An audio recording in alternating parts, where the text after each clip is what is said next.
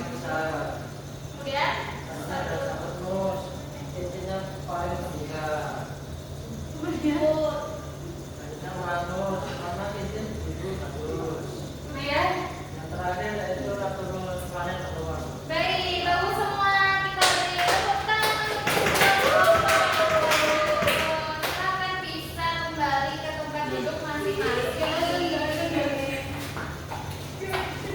Nah, sebelum itu Ibu akan menjelaskan materi terkait dengan sistem tata surya. Nah, sistem tata surya. Silakan bisa disimak dan diperhatikan ya. Definisi dari sistem tata surya yaitu sistem planet yang berpusat di matahari dan objek lainnya yang mengitari matahari seperti bulan, asteroid, komet, dan debu antar planet.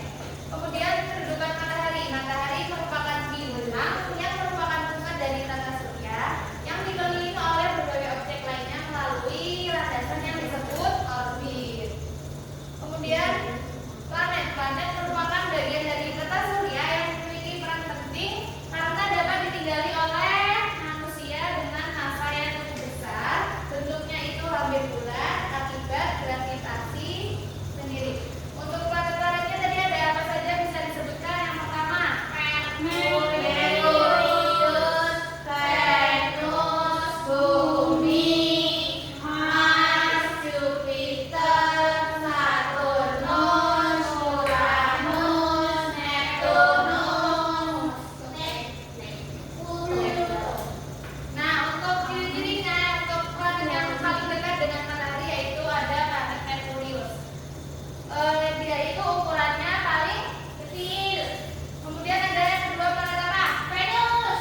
Cirinya panas. Karena apa itu? Paling dekat kedua matahari. Ya. Terus kemudian yang kita tinggali Bumi. Karena kehidupan. Karena ada atmosfernya buat kehidupan ya. Bagus sekali. Kemudian yang keempat ada planet apa? Mars. Disebut dengan planet merah karena di dalamnya mengandung besi oksida. Baik, kemudian yang planet terbesar yang ada di tata surya ada planet apa? Benar sekali. Kemudian planet yang memiliki cincin. Saturnus.